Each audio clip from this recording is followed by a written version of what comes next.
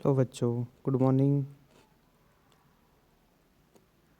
बच्चों, इस क्लास में हम देखेंगे क्लास 7 का chapter number 9 weather, climate and adaptation के सभी क्वेश्चंस आंसर जो कि हम इस क्लास में कंप्लीट करने वाले हैं।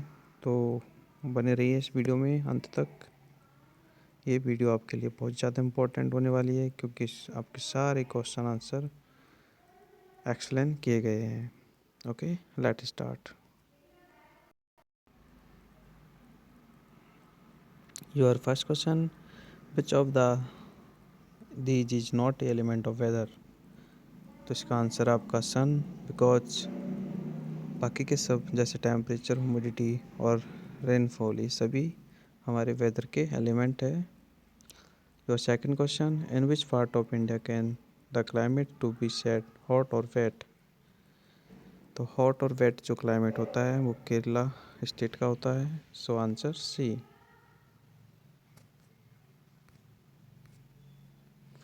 थर्ड क्वेश्चन है आपका, which of the these does not affect the climate of a palace?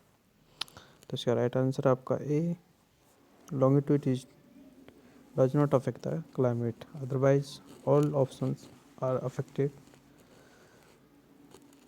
Question number 4 है, in which type of climate can you not expect to see reptiles? ठीक है, तो इसका आंसर है option number B, very cold climate. Question number 5, which of these is especially or adaptation for cold climate? उसका answer है आपका प्लेवलर। ये question number 6, which of these adaptation does a camel have to living in a desert? उसका right answer option number D, all of these. Next question number 7, which of the following is true or false? True for poles.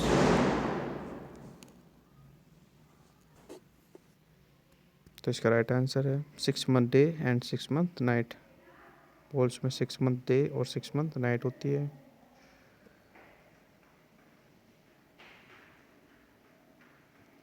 Next question है, camouflage as an adaptation is found in all type of climate. आगे आपके आते हैं one word वाले question answer का। पहला question है, the temperature of a place is maximum during the afternoon. तो बिल्कुल सही है, सबसे ज़्यादा जो टेम्परेचर होता है वो आफ्टरनून के दौरान होता है। एंड नेक्स्ट क्वेश्चन है, what are scientist who study of weather called? तो उसका राइट आंसर है meteorologist. Does it becomes warmer cooler when one goes up from sea level? तो देन कूलर होगा। Question number 4, sunrays heat more near the equator because they are slanting. True और false? तो ये false है, equator पे। Next question है, in a city in the tropical reason the climate is expected to be warm and humid। Six question है, in a desert the climate is, desert में जो climate hot and dry होता है, तो hot and dry. Question number 7 है, fur keeps an animal warm by trapping air. Air trap रहती है फर्श में, सो एनिमल्स को वार्म फील होता है। Next question 8, birds living in the polar region to warmer region in winter. तो इसमें आएगा आंसर माइग्रेट, माइग्रेट करते हैं। Next question 9, animals living in hot climate usually come out to look for food at night. यानी कि रात के समय में हॉट क्लाइमेट में रहने वाले एनिमल्स फूड की सर्च में निकलते हैं। And last question, there is an instance competition for food in the tropical rainforest because there is very little food. True false? तो ये false है।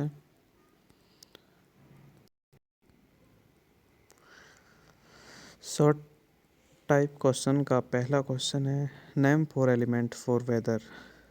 तो ह्यूमिडिटी है, रेनफॉल है, टेम्परेचर है और विंड। 4 एलिमेंट होते हैं वेदर के। अगला क्वेश्चन है आपका, why is it very difficult to predict the weather. Weather को प्रिडिक्ट करना यानी कि वेदर का पूर्व अनुमान लगाना डिफ़िकल्ट क्यों होता है? तो देखो, weather is affected by many factors and therefore very difficult to predict. Weather जो होता है काफ़ी सारे फैक्टर को अफेक्टेड करता है, इसलिए इसको पहले से प्रिडिक्ट करना मुश्किल होता है। जो मेट्रोलॉजिस्ट डिपार्टमेंट के जो साइंटिस्ट होते हैं, ये प्रिडिक्ट करके ही तो वेदर को बताते हैं, but this is not easy. Next question है question number 3, give an example to show how winds affect the weather. Winds weather को कैसे अफेक्ट करती है, इसको हमें एक एग्जाम्पल से बताना है। तो देखो, Delhi becomes very hot during summer as the winds blow from the hot desert to of Rajasthan towards Delhi. यानी कि राजस्थान की जो समर के मौसम में जो गर्म हवाएं होती है वो दिल्ली की तरफ जाती है, इसलिए दिल्ली समर के मौसम में ज़्यादा गर्म रहता है। नेक्स्ट क्वेश्चन है 4, how does huddling help penguin. देखो, huddling help penguin to keep themself warm. Huddling का मतलब है कि पेंगुइन्स वो होते हैं जो एक साथ इकट्ठे हो जाते हैं, ग्रुप बना लेते हैं, इससे वो सभी एक दूसरे को वार्म फील करते हैं। अगला question, question number 5, in general what kind of climate do places near the sea have. समुद्र के पास कौन टाइप का क्लाइमेट जनरली पाया जाता है? तो इसका आंसर है, places near the sea generally have a moderate climate. यानी कि समुद्र के पास के जो स्टेट हैं या एरियाज हैं, वहाँ पर हमेशा ज़्यादातर मॉडरेट क्लाइमेट ही पाया जाता है। मॉडरेट का मतलब है कि वहाँ पर ना तो ज़्यादा सर्दी पड़ती ना ही ज़्यादा गर्मी पड़ती। जैसे हमारे काफ़ी स्टेट हैं, जैसे मुंबई है, चेन्नई है, ये सभी सी एरियाज के काफ़ी करीब हैं। यहाँ पर ज़्यादातर ना तो गर्मी पड़ती है ना सर्दी पड़ती है, यानी कि मॉडरेट टेम्परेचर यहाँ का रहता है। नेक्स्ट क्वेश्चन नंबर 6 है, a polar bear has to move slowly otherwise its body will get over heated, why. देखो, पोलर जो बियर होता है has to move slowly otherwise its body will get over heated because they have two thick layer of fur. Polar bear जो होता है वो slowly ही move करता है, ठीक है। अगर वो फास्ट मूव करेगा तो उनकी बॉडी ज़्यादा ओवर हीटेड होगी। क्यों? क्योंकि उनके ऊपर एक थिक लेयर होता है फर का, ठीक है, कोट होता है एक तरह से फर का। तो under the skin which provide excellent insulation and more physical activities can over heated their body. इसलिए अगर वो ज़्यादा फिजिकल एक्टिविटी करते हैं तो उनकी बॉडी ज़्यादा ओवर हीटेड होती है। तो ये आपके शॉर्ट टाइप के आंसर ख़त्म है। अब आपके लॉन्ग टाइप के स्टार्ट होते हैं। तो पहला क्वेश्चन है आपका, explain the difference between weather and climate. तो देखो, इसका आंसर है, वेदर और क्लाइमेट में difference, weather generally refers to day conditions, ठीक है, of the atmospheric at a place, ठीक है। यानी कि रोज़ का वेदर जो होता है अलग अलग होता है। तो weather is a condition for day रोज़ का, ठीक है। जैसे ह्यूमिडिटी है, विंड है, rainfall, speed and direction of wind, ये सभी क्या हैं, क्लाइमेट के फैक्टर हैं, ठीक है, जो कि रोज अलग अलग तरह के होते हैं। जबकि क्लाइमेट जो होता है वो डे बाय डे का नहीं होता, ठीक है। Climate is average weather pattern of a place taken over a long period. जैसे एक सेशन के लिए होता है कि भाई अभी जो टाइम चल रहा है, जैसे है ना, तो सर्दियों का चल रहा है, फिर गर्मी आएगी, फिर मानसून आएगा। तो मतलब जो ये लॉन्ग टाइम का जो वेदर होता है, दिस इज कॉल्ड क्लाइमेट। और जो डे बाय डे का होता है वो वेदर होता है। नेक्स्ट क्वेश्चन नंबर 2 है आपका, what factor does the climate of a palace depend on. यानी कि क्लाइमेट किसी पर्टिकुलर पैलेस का किन किन फैक्टर्स पे डिपेंडेड होता है। तो इसका राइट आंसर है देखो, the climate of a place is dependent on the following factors. First, distance from the equator. Second, height above the sea level. Third, distance from the sea और from the mountain range. और fourth, the direction of the wind, हवाओं की direction कैसी है। And जो last है आपका वो है amount of the humidity in air, air में ह्यूमिडिटी का अमाउंट कितना है।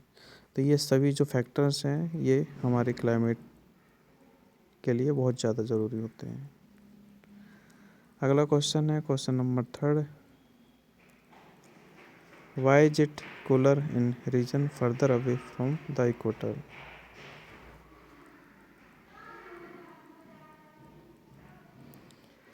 तो देखो इसका आंसर है, it is cooler in region further away from the equator because as the distance of a palace from the equator increase, the sun rays become more and more slanting rays spread over a large land area than vertical area. Also, they pass through a thicker layer of the atmosphere which absorb a large part of their heat. In constant, the sun rays near the equator falls vertically and heat the earth more. देखो, equator के पास का जो area होता है यहाँ पर ज़्यादा heat पड़ती है क्योंकि सनरेज इक्वेटर पे वर्टिकली होती है, ठीक है, इसलिए ज़्यादा हीट पड़ती है। अगला क्वेश्चन है आपका question number 4, list 3 ways in which a polar bear is adapted to living in the polar region. फिर पोलर बियर जो होता है वो किस प्रकार अपने आप को अडेप्ट करता है पोलर रीजन में, तो उसके हमें 3 रीजन बताने हैं। तो देखो, ए polar beer adapted to living in the polar region in which 3 ways. First, the body of a polar bear is covered with the 2 thick layer of fur, है ना, 2 फर की थिक लेयर से कवर्ड होती है, as well as layer of the fat under the skin which provide excellent insulation, जो कि इनको एक तरह से इंसुलेशन प्रोवाइड करवाता है। सेकेंड पॉइंट है, the white fur of a polar bear camouflage with the white snow, यानी कि पोलर जो बियर होता है उसकी जो वाइट फर होती है ना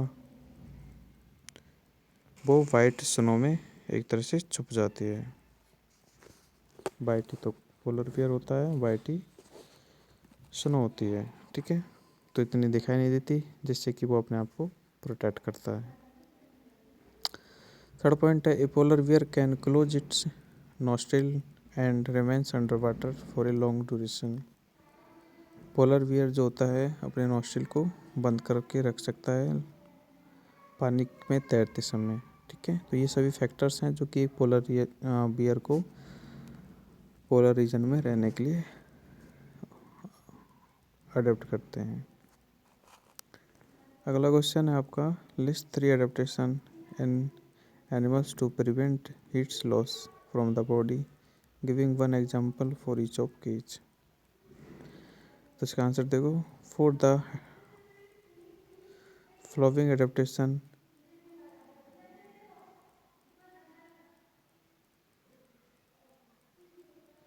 in animal to prevent heat loss from the body. First, polar bears and other mammals hibernate during the winter months to reduce loss of heat. दूसरा है, penguins huddle together to keep themselves warm. अभी जब मैंने आपको बताया था एक साथ इकट्ठे होते हैं अपने आप को वार्म करने के लिए। थर्ड पॉइंट है, reptiles keeps their body warm by the absorbing solar radiation during the day and seeking shelter during the night.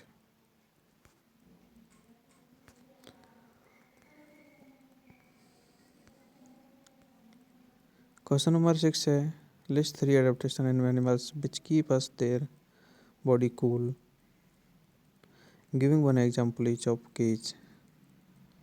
तो animal adapt for the following method to keep their body cool, अपनी body को इन हिसाब से वो cool रखते हैं। कैसे रखते हैं देखो, जैसे फेनेक्स फॉक्स होती है विच लिव इन डेजर्ट, जो कि डेजर्ट में रहती है, और हैज वेरी लार्ज एयर, इसके काफ़ी बड़े बड़े एयर होते हैं। The air have blood vigil near the surface, the air blowing across the air cools the blood. ठीक है, तो उस एयर के बाहर के तरफ क्या होती है, ब्लड विजल होती है, तो वो क्या होती है, कूल होती हैं, which is turns cools the body, जो कि बॉडी को कूल करने में मदद करती है। सेकंड पॉइंट है porcupine and other nocturnal animals living in hot climate spend the daylight hours hiding in shady valleys such as worms. They come out at night to look for food. Third point है some animals living in hot climate, जैसे कुछ animals हैं जो hot climate में रहते हैं, और sweat pant and lick to cool themselves, the sweat and saliva evaporate to cool their bodies, यानी कि जो पसीना उनकी बॉडी से प्रोड्यूस होता है, या सलाइवा जो उनकी बॉडी से प्रोड्यूस होता है, वो उनकी बॉडी को कूल बनाने में मदद करते हैं।